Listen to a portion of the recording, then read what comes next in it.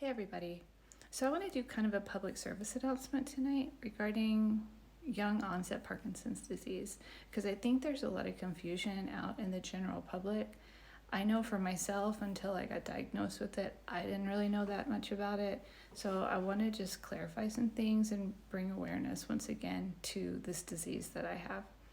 So the first thing is, if you have young onset Parkinson's disease, by definition, it means you were diagnosed under the age of 50.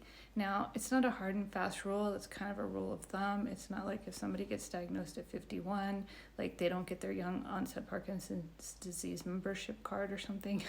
But it's different because if somebody gets diagnosed when they're like 60, 70, 80, like it looks different for them for a lot of different reasons. I mean, there's similarities, but there's definitely differences. For example, most of us with young onset Parkinson's disease, when we get diagnosed, we're still working, we might have young kids at home. It's a disease that kind of gets folded up into our lifestyle.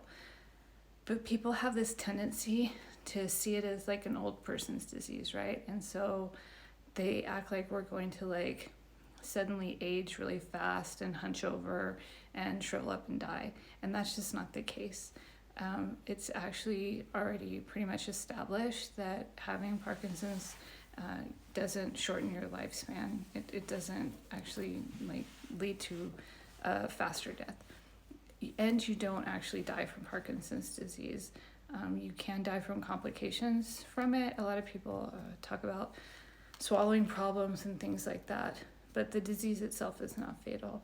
And so these are just some differences that I think people should be aware of. I feel it a lot, especially when I tell people that I have Parkinson's, because they'll assume things just like how I did when I got diagnosed, like that image in your mind about what this is going to look like. But if nothing else, I hope that part of my purpose can be to kind of show people that this is what it looks like too.